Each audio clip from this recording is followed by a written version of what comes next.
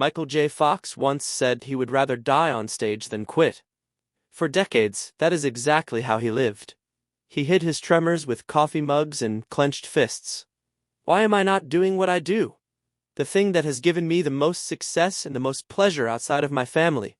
He survived addiction, surgery, and a tumor that almost paralyzed him. But what is happening to him now is something his fans are struggling to watch. He has spoken recently about the falls, the broken bones, the long nights of pain, and the moment he finally stopped saying life was lemonade, something in his voice has changed. Something in his face has changed. And the people closest to him are starting to say things out loud they never said before. The boy who never stayed still. Michael Andrew Fox was born on June 9, 1961, in Edmonton, Alberta. The fourth of 5 children in a family that was always in motion. His mother, Phyllis, worked as a payroll clerk and loved acting. His father, Bill, was a stern sergeant in the Royal Canadian Corps of Signals, and his job kept the family moving from one military base to another. Before Michael was even 12, they had moved around 14 times. For a child, that kind of life leaves a mark. He was always the new kid, always walking into another classroom full of strangers, always trying to settle in just before it was time to leave again. He was small, too, painfully small for his age. Kids picked on him, called him names, treated him like he did not belong. So he learned something early. He learned how to hide hurt behind humor. He learned how to read a room fast. He learned how to become whoever he needed to be just to get through the day.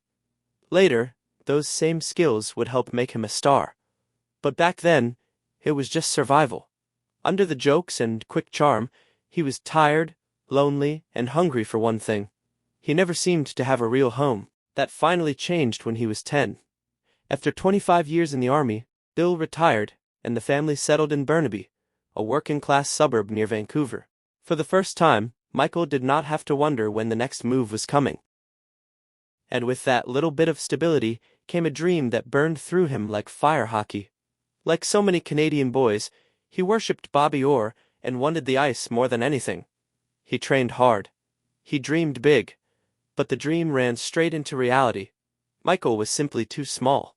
Coaches looked at him and dismissed him almost instantly. At one point, he was just 5 feet 4 inches, and on the rink that felt like a sentence. They said he could not take the hits. They laughed him off the ice. That rejection cut deep, but that same stubborn streak led him somewhere unexpected. Since hockey had slammed the door, he drifted toward drama class. It became the place where everything that had made life hard suddenly started working for him. His timing was natural. His instincts were sharp. He could make people laugh without trying too hard. On stage, the same quick wit that once helped him dodge bullies became a real gift. Suddenly, people were not laughing at him. They were laughing because of him. The long climb. By 1976, when he was just 15, one of his drama teachers pushed him to audition for a CBC sitcom called Leo and Me. The show needed a small actor to play a 12-year-old boy, and Michael fit perfectly. He landed the part. Just like that, he was a working actor. There is something eerie about that set that people would talk about much later. Several people connected to Leo and Me, including Fox, were later linked by early-onset Parkinson's. At the time, though, no one was thinking about that. By 17, he was ready to bet everything. In 1979, he dropped out of high school and told his parents he was going to Los Angeles alone. His father, Bill, did not shut him down. He had seen that acting was already becoming real work, so he drove him across the country himself. When Michael arrived, Hollywood did not welcome him with open arms. He was young, unknown, and broke enough that every day became a small battle. He lived on boxes of macaroni and cheese. There were stretches when food, rent, and the next audition all felt like separate emergencies. Even his name had to change. He was born Michael Andrew Fox, but there was already another Michael Fox in the Screen Actors Guild. So he picked a new middle initial, choosing J as a tribute to actor Michael J. Pollard. Before he could build a career, he had to reshape the sign on the door. Then came the long stretch where almost nothing happened. For nearly 3 years, he kept auditioning and kept hearing no. He landed little jobs here and there, but not the kind that could change his life. At times, he came close to giving up and returning to Canada. He was living like someone one bad week away from losing everything. And then the call came. The role was for Family Ties. One version of the story has him waiting for that life-changing call from a phone booth outside a Pioneer chicken restaurant because he did not even have a proper phone set up at home. When he was cast as Alex P. Keaton in 1982, everything shifted. Fox made Alex feel alive. He gave him energy, rhythm, and a confidence that seemed to burst through the screen. Family Ties turned him into one of the most powerful young stars on TV. The role hit so hard that President Ronald Reagan reportedly named Alex as his favorite television character. Fox won 3 Emmy Awards and a Golden Globe. The impossible schedule. Still, even while Family Ties made him a star, his life was becoming almost impossibly demanding because at the exact same time, he was also shooting Back to the Future. By day, he was on the set of Family Ties. Then, after finishing there, he would rush to the movie set and work deep into the night, sometimes until 2 or 3 in the morning. Then he would sleep for a few hours and do it all again. That was his life for months. The story of Back to the Future only gets wilder. Before Fox ever stepped into Marty McFly's sneakers, the movie had already been filming for 6 weeks with another actor, Eric Stoltz, in the role. Stoltz was talented, but his take on Marty was too serious. Director Robert Zemeckis and producer Steven Spielberg watched the footage and realized the whole thing was going wrong. They fired Stoltz and brought in Fox. Once Fox stepped in, Marty became funny, quick, nervous, and completely unforgettable. Back to the Future exploded, becoming the biggest film of 1985. Overnight, Michael J. Fox was everywhere. His life was changing in another way, too. Family Ties gave him Tracy Pollan. She played his girlfriend Ellen on the show, and their connection did not disappear. They started dating, and in 1988, they got married. A year later, they welcomed their first child, Sam. Fox would later say that meeting Tracy was the greatest gift of his career. The twitch that changed everything. By then, his life already looked full from the outside. Fame, hit movies, awards, a growing family. But in 1991, something happened that changed everything. While filming Doc Hollywood in Florida, 29-year-old Michael J. Fox noticed his left pinky twitching. At first, it was easy to brush off, but the twitch did not stop. Then his shoulder started to stiffen. Soon, even simple movements felt wrong. He tried to hide it, stuffing his hand into pockets, clenching his fist. But what had started as one strange little twitch was becoming something much darker. Later, doctors would explain that by the time symptoms like that appeared, a huge percentage of the dopamine-producing neurons in his brain were already gone. The damage had likely been building quietly for years. For nearly 7 years, he hid Parkinson's from the world. Before the cameras rolled on Spin City, he would take dopamine pills the wrong way, and in the wrong amounts, chasing only one thing: a body that looked steady for just long enough to get through a scene. He was not taking them for comfort. He was taking them to make the tremors disappear. In his 2023 documentary, Still, he admitted there was no real therapeutic value in the way he was using them.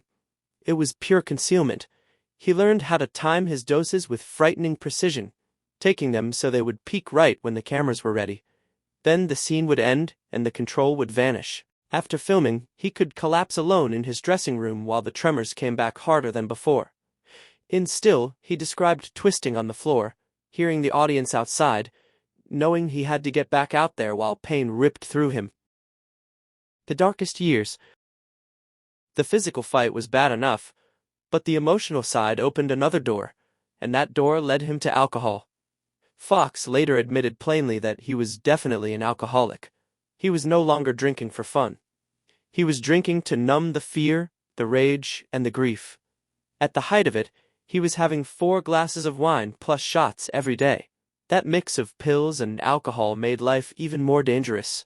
It gave him a strange kind of numbness, enough to push through the hours and silence the panic in his head. But when the work ended, the loneliness got louder. Hotel rooms became places where he sat with a bottle and tried not to think about the future. What finally pulled him away from the edge was not medicine, and it was not work. It was family. In 1993, during one of his worst moments, Tracy looked at him and asked a question that landed hard. "Is this what you want to be?" That moment broke through years of denial. He went to Alcoholics Anonymous. He went to therapy. He got sober. By 2025, he has been sober for over 30 years, and he gives Tracy much of the credit. She had been there from the beginning, even in the secret years, helping him hide what was happening while trying to keep their home and their children grounded. When he later went public, she stayed beside him. Going public? That shift became impossible to ignore in 1998. After 7 years of hiding Parkinson's, Fox finally stepped into public view with the truth in a cover story for People magazine. He told the country that he had been living with the disease since 1991, since the age of 29. He spoke about the tremors, the stiffness, the mental exhaustion, and the terrible pressure of carrying all of it in silence. By going public, he changed the shape of his life. Not long after, Fox appeared before the U.S. Senate. He spoke to senators about Parkinson's as someone living inside it. He described the drugs, the surgery, and the endless little tricks people used just to make it through a normal day. He pushed for $75 million more in federal research funding. The room felt the force of it. 2 years later, in 2000, that mission took permanent shape when he co-founded the Michael J. Fox Foundation for Parkinson's Research. From the start, the foundation worked with the energy of a startup.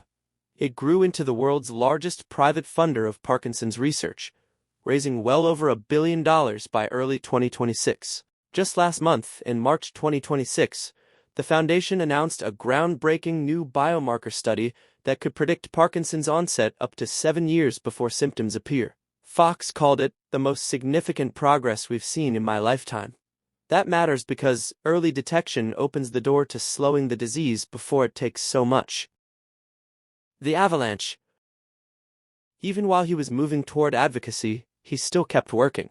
From 1998 to 2000, he stayed on Spin City and continued winning awards. In 2000, he won another Golden Globe. By early 2000, though, the price had become too high. He announced that he would leave Spin City to focus on health and advocacy. Still, he was not done surprising people. His role as Louis Canning on The Good Wife earned him 4 Emmy nominations.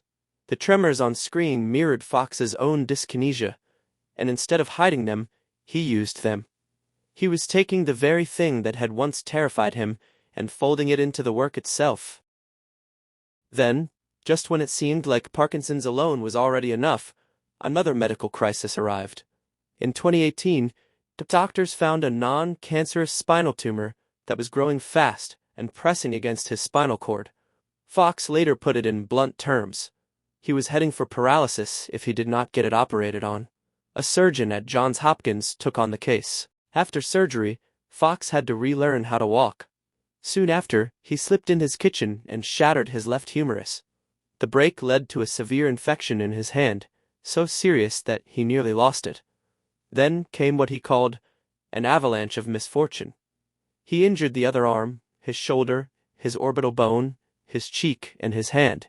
For a long time, he had lived with the hopeful saying that if life handed you lemons, you make lemonade. But after this chain of injuries, he said he was done with that business. What is happening right now? In early 2026, Fox gave a rare and candid interview to CBS Sunday Morning to mark the 25th anniversary of his foundation. What fans saw was difficult to watch. His voice is softer now. His face has the mask-like stiffness that comes with advanced Parkinson's. He spoke openly about falling. At least twice a week.